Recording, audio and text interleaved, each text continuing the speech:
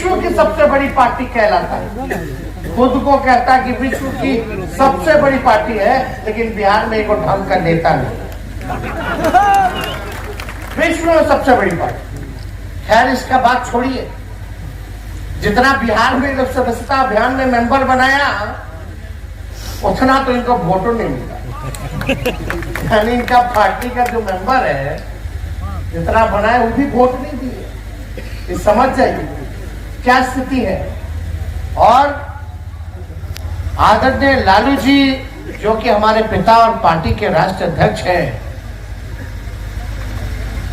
वो आना चाहते थे प्रचार में, लेकिन उनकी तबीयत ठीक नहीं है। फिर सिंगापुर जाना है, किडनी का ऑपरेशन हो रहा है, दूसरा किडनी लगेगा, ट्रांसप्लांट का ऑपरेशन नवंबर के महीने में जाना है। तो प्रक्रिया जो है वो पूरी की जाए।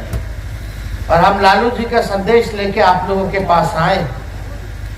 आप लोग सब लोगों ने, यही मेरे पिता का जन्म हुआ, मेरा ननिहाल, मेरा दादी का घर, सब यही है।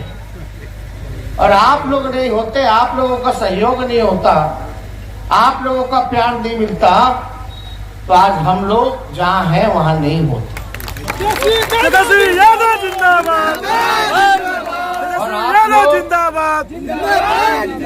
और मेरे पिता ने तो किताब भी लिखा, पहला किताब लिखा, उसमें पहली बात ही गोपालगंज टू रायसीना हिल, यानी गोपालगंज में से रायसीना हिल जहां राष्ट्रपति रहते हैं वहां तक का सफर।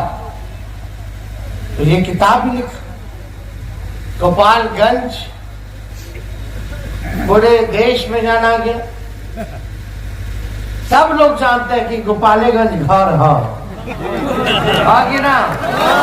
हम लड़का बानी कि ना गोपालगंज के, हम घर के बेटा बानी, अपने भाई बानी, अपन बेटा बानी। और हम पहला जिला को गई नहीं उप मुख्यमंत्री बने के बाद। अभी तो हम गोपालगंज जाइनी थावे माई के आशीर्वाद ले, अपन दादी के आशीर्वाद ले। प्रतिमा बानू मीरगंज चौकवा अब घरे भी प्रतिमा बा। तो पहला बार अपन घर आईनी तो हमार जिम्मेवारी बात की ना रोमलो के ख्याल रखे के। अब हम उप मुख्यमंत्री बनले बानी तो रोवे लोग का ख्याल रखे, घरे के ख्याल अच्छा हम चलनी यहाँ पटना से तो मुख्यमंत्री जी कहना है, तेजस्वी जी आप जा रहे हैं गोपालगंज तो वहां कह दीजिएगा मेडिकल कॉलेज बनाइए। 500-600 करोड़ की मेडिकल कॉलेज हमारा पहला घोषणा हुआ तो हमारे जिले में हुआ। अब आप बताइए ट्रॉमा सेंटर, थावे मंदिर का सौंदर्यीकरण, ये सारा काम होगा। हम लोगों के कह देते टाइम पे हम काम कराएं। अब तू जेबा गोपालगंज अस्पताल तो कितना रंगाई पुताई होगा कि ना, थोड़ा इलाज बेहतर हुआ कि नहीं हुआ, तो धीरे धीरे सारा चीज सुधारा जाएगा। अभी तो 2 महीना होगा, हाँ के साथ तो लंबा चले के बाद, लंबा जब चले के बाद तो हमारा क्या तो काम करे के ना पड़ी।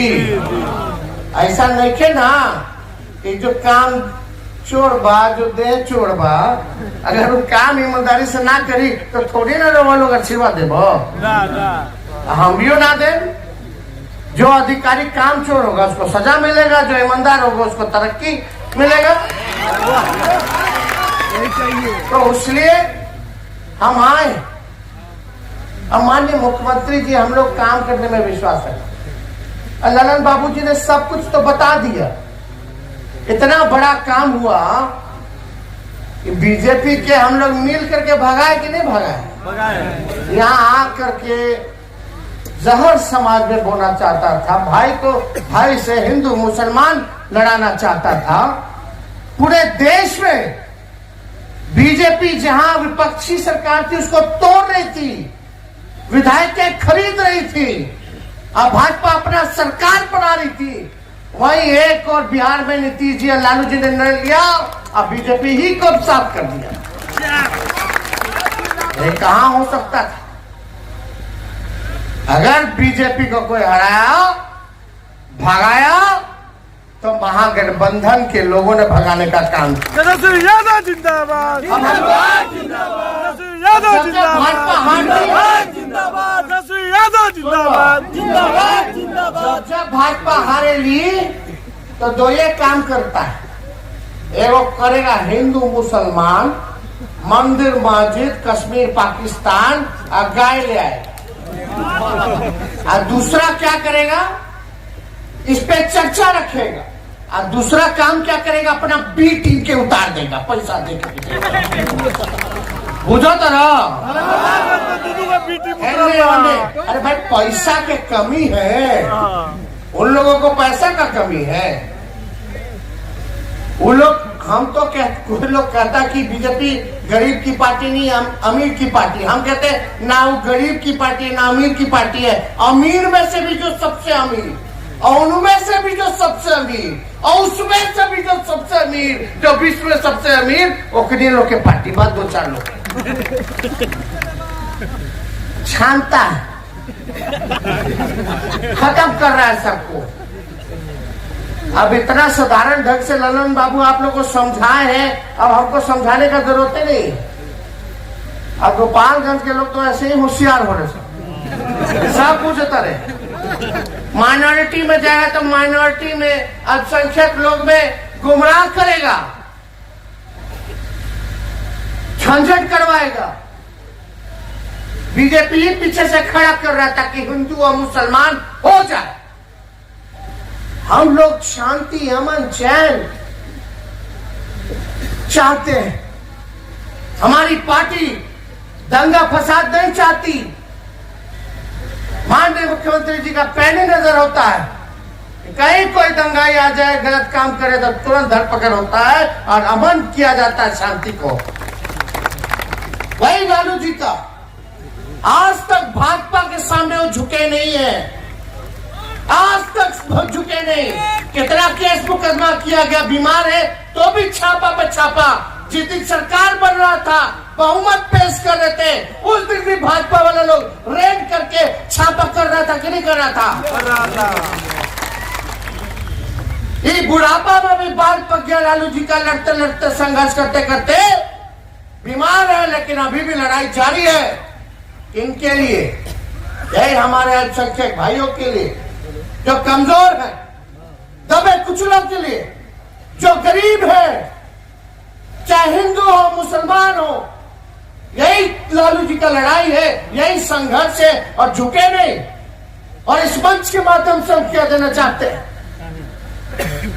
कि अगर हमारे पिता लड़ते रहे सांप्रदायिक शक्तियों के खिलाफ, तो उनका बेटा भी झुकने को तैयार नहीं, लड़ाई